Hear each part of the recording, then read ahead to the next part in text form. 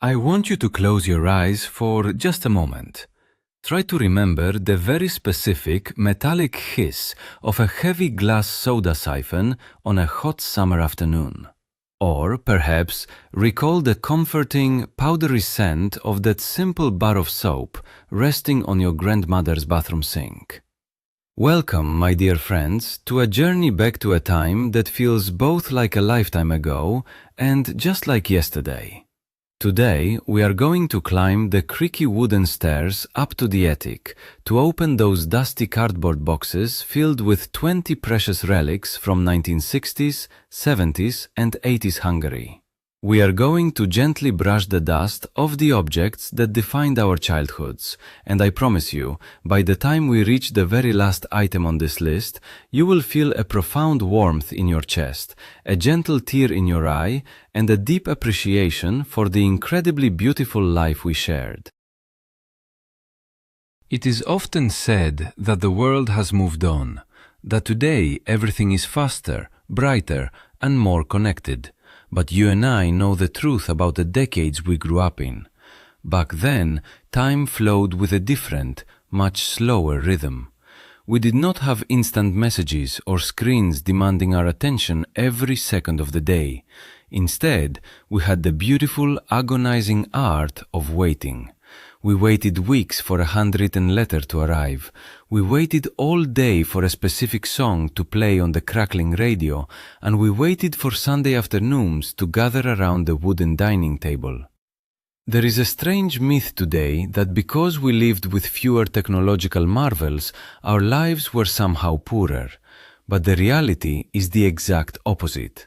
Our lives were infinitely richer in genuine, unfiltered human connection. When we fixed a broken toy, we learned patience. When we shared a single precious bottle of sweet soda with a friend, we learned generosity. The objects we surrounded ourselves with were built to last, heavy and solid, much like the relationships we forged. They were not disposable, they were cherished companions in our daily rituals, absorbing our laughter, our tears, and our quiet moments of peace. And now let us remember the iconic Sokol radio, a true companion of our youth. Do you remember the distinct smell of its brown leather case? It was a rich, earthy scent mixed with the metallic tang of the electrical components inside. You would hang that stiff leather strap over your shoulder, feeling the comforting weight of the small rectangular box against your hip. Turning the stiff plastic tuning dial was an art form in itself. You had to move it with agonizing slowness, listening through the crackle and hiss of static electricity to catch a faint voice from Radio Free Europe or a local music broadcast. The sound was never perfect, always accompanied by a soft rhythmic hum, but to us, it was the sound of the entire world. We took it everywhere.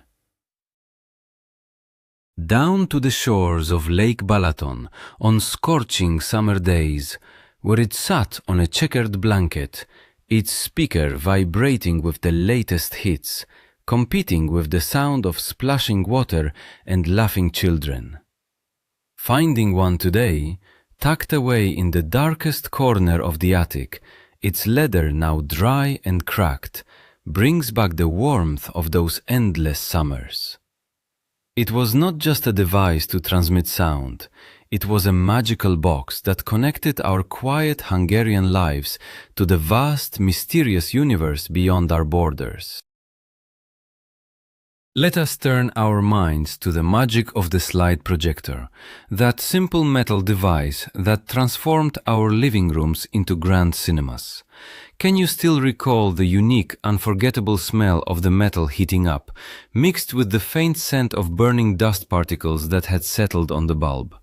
We would wait eagerly for the winter evenings to grow dark, pulling a crisp white bedsheet tight across the living room door. The room would plunge into darkness, save for that single magical beam of bright light cutting through the air, illuminating the dust motes dancing in its path. Click! A vibrant, hand-drawn image of a familiar fairy tale would appear on the sheet. Click! The next frame would slide into place with a satisfying metallic clunk. Our parents or grandparents would sit beside us, reading the captions aloud in soothing, dramatic voices. There were no moving pictures, no flashing screens, yet we were completely mesmerized by the glowing colors of the slides. It taught us patience, and it taught us to use our imagination to fill in the gaps between the still images.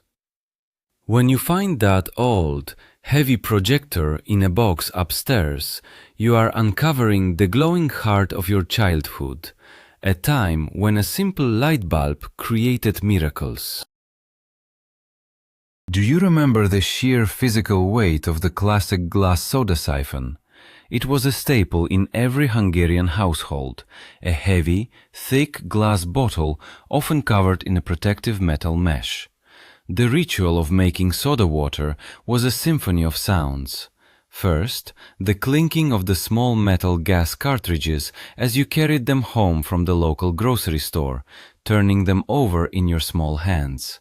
Then, the careful, almost tense moment of screwing the carticle into the heavy metal head of the bottle. We would all hold our breath, waiting for that sharp, explosive hiss as the gas rushed into the cold water. Pressing the lever required real strength, and the reward was a violent, joyful spray of sparkling water into a thick glass. In the heat of July, we would mix it with thick, homemade raspberry syrup from our grandmother's dark pantry. The syrup was so sweet and rich that the carbonated water made it dance on our tongues. That cold, heavy bottle sitting proudly on the kitchen table was a symbol of refreshment, family gatherings, and lazy Sunday afternoons.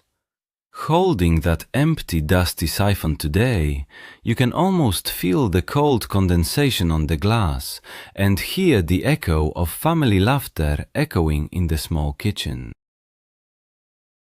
Let us not forget the absolute terror and fascination inspired by the Raketa vacuum cleaner. It was shaped exactly like a sleek silver space rocket, a heavy metal cylinder that looked like it belonged on the moon rather than in our living rooms. When your mother dragged it out of the closet, the heavy metal sleds would scrape against the floorboards, and then she would turn it on. The noise was absolutely deafening, a roaring engine sound that sent the family cat running for safety under the nearest bed. The air blowing out of the back was hot and smelled strongly of warm dust and electric motors. Yet despite its terrifying roar, it was entirely indestructible. Families kept them for 20, 30, even 40 years, repairing them over and over again. Dragging that heavy rocket across the patterned Persian rugs was a chore we all had to do, leaning our entire body weight into the metal tube. It was a piece of the great space-age dream, brought down to earth and placed right into our humble Hungarian homes. To see its dented metallic shell in the attic now is to be reminded of a time when appliances were built with heavy, honest metal, designed to endure a lifetime of noisy, devoted service to the family. Think back to the kitchen table, cleared of its tablecloth, transformed into a massive stadium for the game of button football. This was not a game you could just buy completely ready in a store. It was a labor of intense love and preparation. Do you remember the rough texture of sandpaper as you carefully smoothed the edges of large coat buttons stolen from your father's old winter jackets? We would carefully cut out the tiny, black and white printed faces of legendary Hungarian football players from the sports newspaper, gluing them onto the tops of the plastic buttons. The smell of the harsh chemical glue filled the room. The game itself was a masterclass in precision and passion. The sharp, satisfying click of a plastic comb flicking a button across the smooth wooden surface of the table was the soundtrack of our afternoons. We argued passionately over the rules, celebrating imaginary goals as if we were standing in the middle of a massive stadium. Fathers and sons, brothers and friends, united over these tiny pieces of plastic. Finding a dusty velvet pouch filled with those handcrafted buttons today is like unearthing an ancient treasure, reminding us of a time when our imaginations were vastly more powerful than any expensive toy. Let us recall the pride we felt lacing up a pair of classic Tisa shoes. Do you remember the sharp, distinct smell of fresh vulcanized rubber and leather when you first opened the box? They were the ultimate symbol of youth and quiet rebellion in the 1970s and 80s. The iconic letter T stitched proudly onto the side of the shoe was a badge of honor. We wore them everywhere. We wore them in the school gymnasiums, their thick rubber soles squeaking loudly against the highly polished wooden floors. We wore them running down dusty village roads, splashing through muddy puddles after a heavy summer rain. They were stiff at first, blistering our heels, but over time they molded perfectly to the shape of our feet, becoming a second skin. They were the shoes in which we learned to dance, in which we chased our first loves, and in which we walked the long roads to independence. If you come across an old, stiff pair hidden away in a dark corner of your attic today, the rubber hardened by decades of extreme temperatures, you are holding the very footsteps of your youth. They hold the memory of a time when a simple pair of Hungarian sneakers made us feel like we could run fast enough to conquer the entire world. And what about the heavy, reassuring presence of Bonyhady enamel cooking pots? You know the ones I mean. The bright, vibrant red pots decorated with cheerful white polka dots. They were a fixture in every grandmother's kitchen. Do you remember the sheer physical weight of the heavy metal lid as you lifted it to peek inside? The rim was always slightly chipped, revealing the dark black iron underneath the glossy enamel, a testament to years of daily use and accidental drops on the hard kitchen floor. When that pot was on the stove, the entire house filled with the intoxicating, rich aroma of simmering chicken paprikash or a deep, golden Sunday meat broth. The metal handles would get dangerously hot, requiring the use of a thick, woven cloth to move the pot from the fire to the wooden table. These pots were not just cookware, they were the absolute center of family life. They represented nourishment, warmth, and the silent, unconditional love of the women who spent hours standing over the stove to feed us. Running your fingers over the smooth enamel and the rough, chipped edges today brings back the sound of the wooden spoon scraping the bottom, and the feeling of absolute safety that only a grandmother's kitchen could provide. Let us drift back to the magical presence of the wooden Videoton television set in the corner of the living room. It was not a flat, soulless piece of plastic like the ones today. It was a massive piece of furniture, wrapped in polished wood veneer that smelled faintly of furniture wax and warm electronics. Do you remember the ritual of turning it on? You had to pull a heavy knob, and then you waited. You waited a full minute or two for the glass tubes inside to warm up, watching a tiny point of light slowly expand into a blurry black and white moving picture. The glass screen held a strong static charge, and if you ran the back of your hand near it, the hairs on your arm would stand straight up. We had a delicate lace doily placed carefully on top of the heavy wooden box, perhaps with a small ceramic fish resting there for decoration. And do you remember Mondays? There was no television broadcast on Mondays. Instead of staring at a screen, we looked at each other. We talked, we played cards, we lived. Finding the heavy hollow shell of that old television in the attic today reminds us of a time when entertainment was a shared, scheduled family event, not a constant, lonely stream of isolated noise.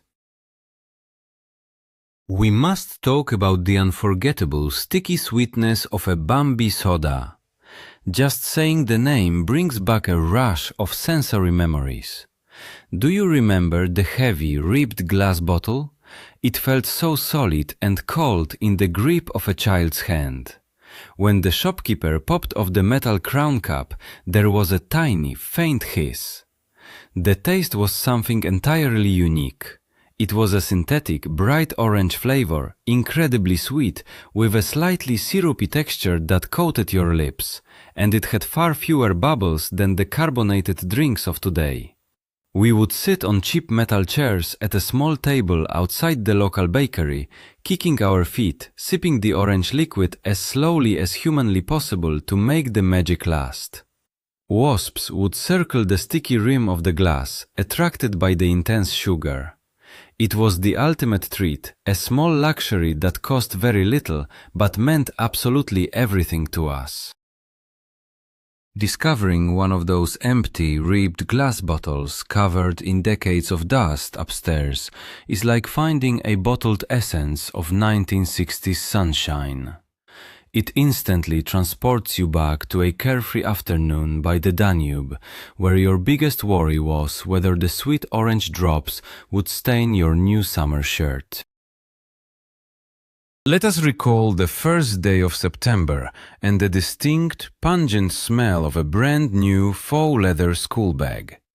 That chemical, slightly rubbery scent is forever linked in our minds with the crisp autumn air and the anxiety of returning to the classroom. Do you remember how rigid and stiff the material was? The heavy metal clasps on the front required a hard, forceful push to snap shut, and they often pinched your small fingers if you were not paying close attention.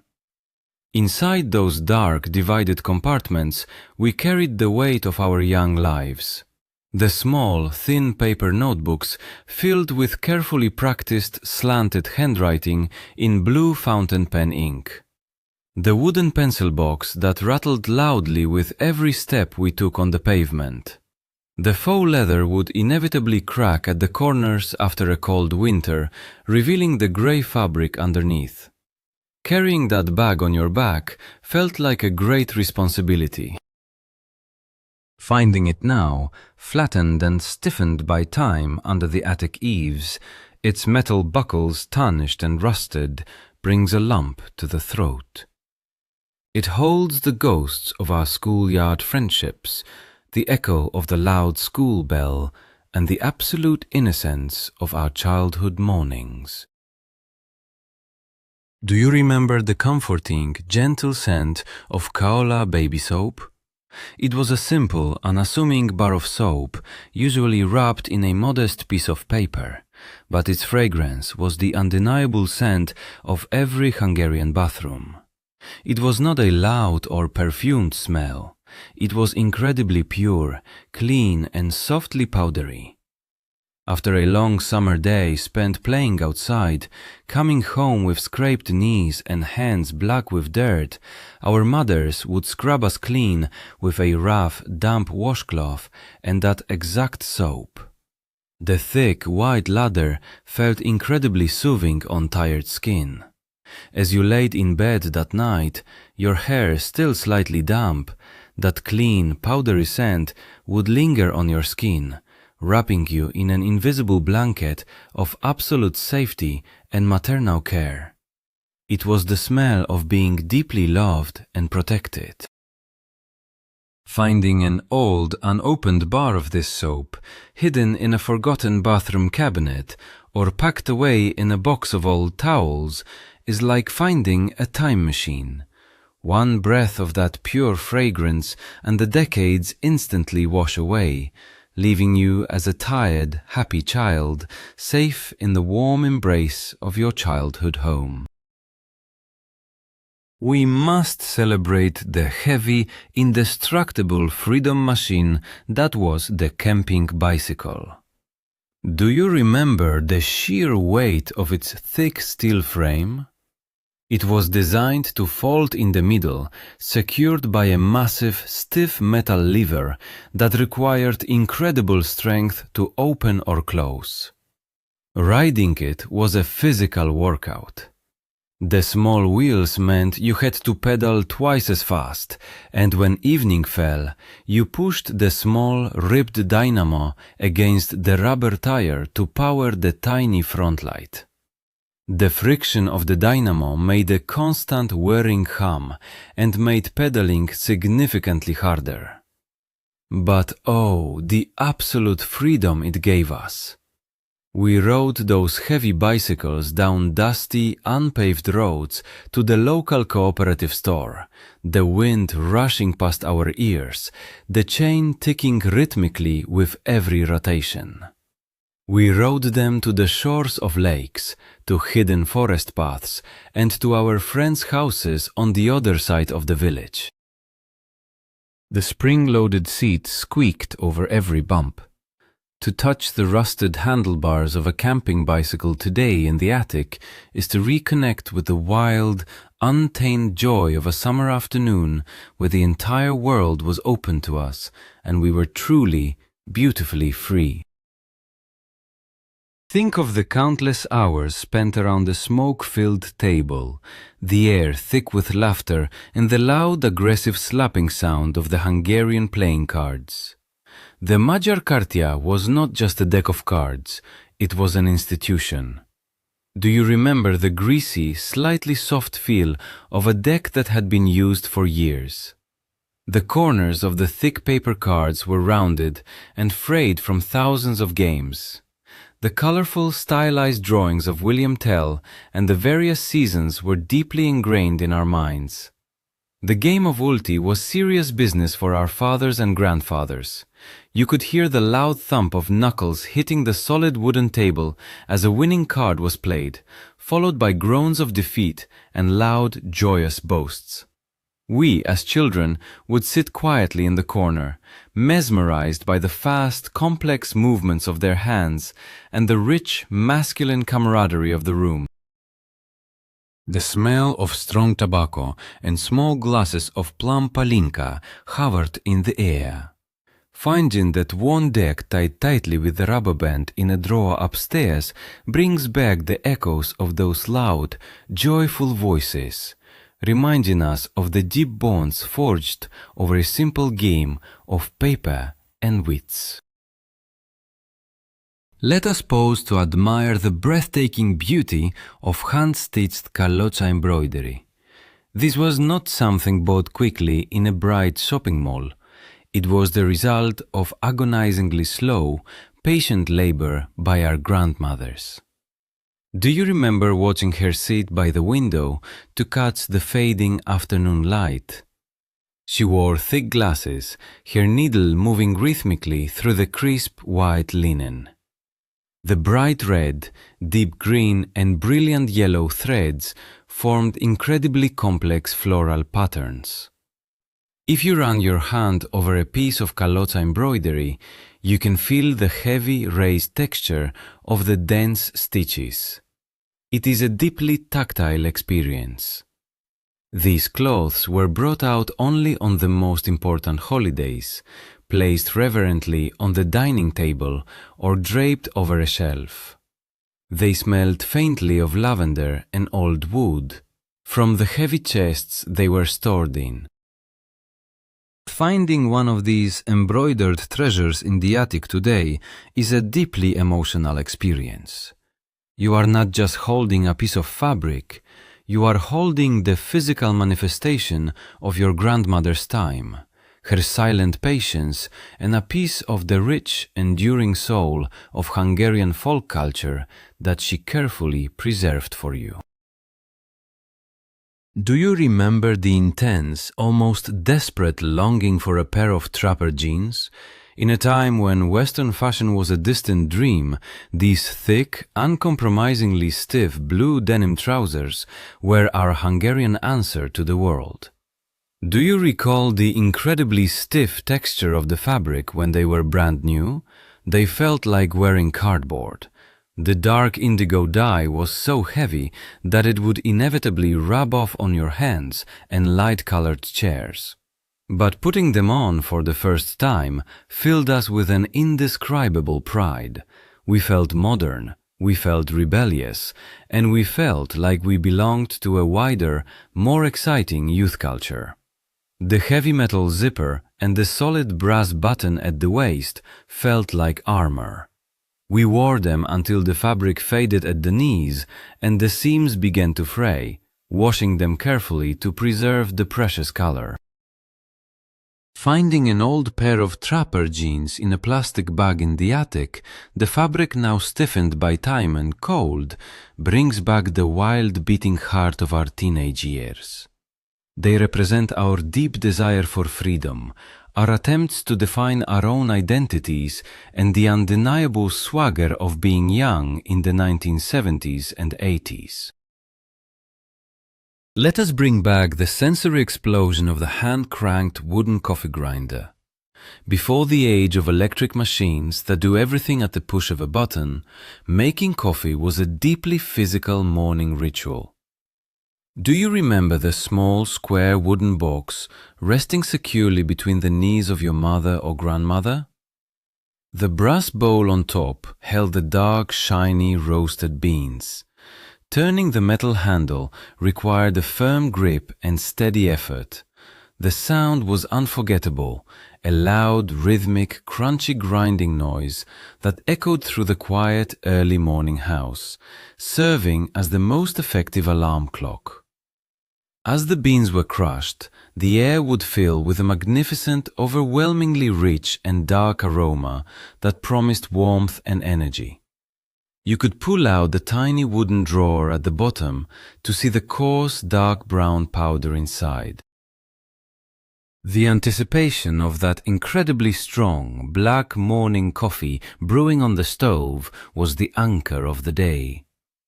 Holding that small wooden box today, you can still smell the faint, ghostly scent of coffee oils trapped in the wood. A beautiful reminder of the slow, deliberate mornings of our childhood. We must talk about the strange, captivating phenomenon of the Moncicci doll. It swept through Hungarian schools and playgrounds in the 1980s like a joyful wildfire. Do you remember the exact contrast between its textures? The soft, synthetic, brightly colored fur covering its body contrasted sharply with the hard, smooth plastic of its round face and hands. It had a tiny, painted nose and freckles and the unique ability to suck its own plastic thumb. The smell of the synthetic fibers is something you never truly forget. We traded them, we combed their hair, and we held them tightly against our chests in the dark when we felt afraid. They were a rare touch of imported magic, a toy that everyone desperately wanted and cherished fiercely once they finally got it. Finding one of these small dolls decades later, tossed into a cardboard box in the deep attic, its once fluffy fur now matted and dusty, is a poignant moment. Its painted smile remains completely unchanged by time, instantly pulling you back to the innocent playground trades and the simple, uncomplicated joys of being a child. Do you remember the heavy, cold iron keys that unlocked the doors of the classic Kadar Square houses? These simple, cube-shaped homes defined the landscape of the Hungarian countryside. But it is not just the architecture we remember. It is the spirit in which they were built. Do you remember the weekends filled with loud voices and the smell of fresh mortar? Houses were not built by strangers. They were built by the entire village. Neighbors, uncles, and friends gathered together, mixing concrete, passing bricks, and sweating under the hot sun. The women would prepare massive pots of rich stew, and we would eat thick slices of white bread covered in pork fat and bright red paprika, sitting on overturned buckets. The heavy metal key to that door represented security, independence, and the immense power of community. Holding that large, rusted key in your hand today, you can feel the weight of those shared efforts. It is a key that unlocks the memory of a time when people truly relied on each other, when building a home meant building a lifelong bond with the people around you. Let us take a trip on an old train, accompanied by the metallic rattle of the classic utasellato thermos. This heavy, cylindrical metal container was an absolute necessity for any long journey to the holiday resorts. Do you remember the distinctive winged logo printed on the side? You had to unscrew the heavy metal cap and then the tight, cork-lined stopper. The smell that wafted out was always the same. It was the scent of lukewarm, overly sweet black tea with a sharp hint of artificial lemon juice mixed with the slight, metallic tang of the thermos interior. We would sit on the itchy green seats of the train carriage, watching the agricultural fields blur past the window, sipping that sweet tea as the rhythmic clacking of the wheels on the tracks lulled us into a daydream. The thermos was a symbol of adventure, of leaving the hot, concrete city behind for the cool, refreshing waters of the lake. To find that dented metal cylinder in the attic is to instantly hear the sharp whistle of the train conductor and to feel the incredible, stomach-fluttering excitement of a family summer vacation. Finally, we reach the most precious treasure hidden under the wooden beams of the roof, a bundle of old handwritten letters and diaries tied carefully with a faded ribbon. Do you remember the thin, almost transparent quality of the yellowed paper? As you carefully unfold the letter, you can hear the dry, fragile crackle of the page. The handwriting is neat and slanted, traced in deep blue fountain pen ink, the exact style taught in our old Hungarian schools. This is the physical touch of a loved one's thoughts. The paper has absorbed the dust of decades and perhaps the faint scent of a perfume or the damp mark of a fallen tear. In an age where words are typed on glass and disappear into the air, holding a letter that someone physically touched, folded, and sealed with an envelope is profoundly moving. We did not write letters lightly. We poured our hearts, our fears, and our deepest loves onto these pages. These letters are not just objects, they are frozen moments of our souls. They are the ultimate proof that the most valuable things we secretly guard in the dark corners of our attics are not things at all. They are the people we loved. As we close these dusty cardboard boxes and slowly make our way down the creaky attic stairs, we realize something incredibly profound. We do not just miss the heavy enamel pots, the crackling radios, or the sweet taste of orange soda. What we truly, deeply miss is our youth. We miss the feeling of time stretching out endlessly before us. We miss the comforting certainty of our parents' voices, and we miss the deep, unbreakable connections we shared before the world became so incredibly fast and loud. These objects are simply the anchors that hold those precious memories in place, reminding us that we lived rich, beautiful lives. Thank you so much for joining me on this nostalgic journey back in time. If these memories brought a warm smile to your face, please gently press the like button and subscribe to our channel so we can continue to preserve our history together. Now, I want to ask you a very important question. Which of these cherished vintage items is still hiding in your attic right now? And what is your most beautiful memory attached to it?